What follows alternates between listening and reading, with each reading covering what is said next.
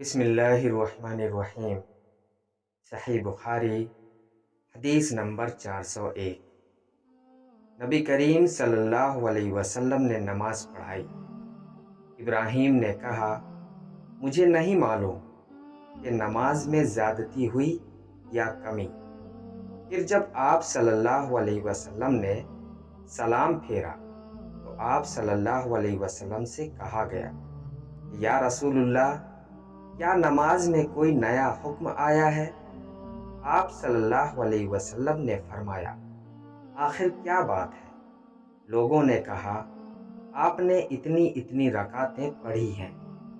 یہ سن کر آپ صلی اللہ علیہ وسلم نے اپنے دونوں پاؤں پھیرے اور قبلہ کی طرف منہ کر لیا اور سہو کے 2 سجدے کیے اور سلام پھیرا۔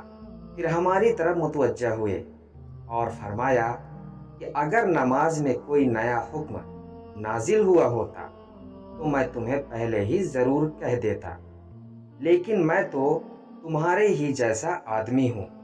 جس طرح تم بھولتے ہو میں بھی بھول جاتا ہوں، اس لیے جب میں بھول جایا کروں تو تم مجھے یاد دلایا کرو، اور اگر کسی کو نماز میں شک ہو جائے تو اس وقت ٹھیک بات سوچ لے اور اسی کے مطابق نماز پوری کرے، پھر سلام پھیر کر 2 سجدے سہو کے کر لے۔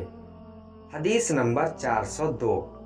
میری 3 باتوں میں جو میرے منہ سے نکلا میرے رب نے ویسا ہی حکم فرمایا۔ میں نے کہا تھا کہ یا رسول اللہ، اگر ہم مقام ابراہیم کو نماز پڑھنے کی جگہ بنا سکتے تو اچھا ہوتا۔ اس حدیث پر یہ آیت نازل ہوئی، اور تم مقام ابراہیم کو نماز پڑھنے کی جگہ بنا لو۔ دوسری آیت پردہ کے بارے میں ہے۔ میں نے کہا تھا کہ یا رسول اللہ، کاش آپ اپنی عورتوں کو پردہ کا حکم دیتے، کیونکہ ان سے اچھے اور برے ہر طرح کے لوگ بات کرتے ہیں۔ اس پر پردہ کی آیت نازل ہوئی، اور ایک مرتبہ نبی کریم صلی اللہ علیہ وسلم کی بیویاں جوش و خروش میں آپ کی خدمت میں اتفاق کر کے کچھ مطالبات لے کر حاضر ہوئیں۔ میں نے ان سے کہا کہ ہو سکتا ہے کہ اللہ پاک تمہیں طلاق دلا دے اور تمہارے بدلے تم سے بہتر مسلمہ بیویاں اپنے رسول اللہ صلی اللہ علیہ وسلم کو عنایت کریں، تو یہ آیت نازل ہوئی۔ حدیث نمبر 403۔ لوگ کعبہ میں فجر کی نماز پڑھ رہے تھے کہ اتنے میں ایک آنے والا آیا۔ اس نے بتایا کہ رسول اللہ صلی اللہ علیہ وسلم پر کل وحی نازل ہوئی ہے اور انہیں کعبہ کی طرف نماز میں منہ کرنے کا حکم ہو گیا ہے۔ چنانچہ ان لوگوں نے بھی کعبہ کی جانب منہ کر لیے، جبکہ اس وقت وہ شام کی جانب منہ کیے ہوئے تھے، اس لیے وہ سب کعبہ کی جانب گھوم گئے۔ حدیث نمبر 404۔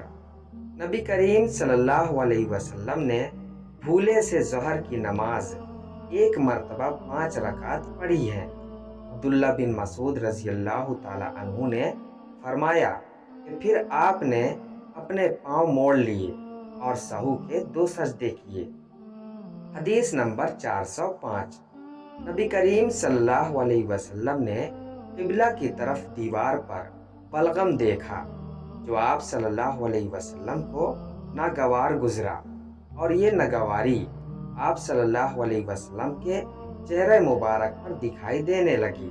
پھر آپ صلی اللہ علیہ وسلم اٹھے اور خود اپنے ہاتھ سے اسے کھرچ ڈالا اور فرمایا کہ جب کوئی شخص نماز کے لیے کھڑا ہوتا ہے تو گویا وہ اپنے رب کے ساتھ سرگوشی کرتا ہے، یا یوں فرمایا کہ اس کا رب اس کے اور قبلہ کے درمیان ہوتا ہے، اس لیے کوئی شخص نماز میں اپنے قبلہ کی طرف نہ تھوکے، البتہ بائیں طرف یا اپنے قدموں کے نیچے تھوک سکتا ہے۔ پھر آپ نے اپنی چادر کا کنارہ لیا، اس پر تھوکا، پھر اس کو الٹ پلٹ کیا اور فرمایا، یا اس طرح کر لیا کرو۔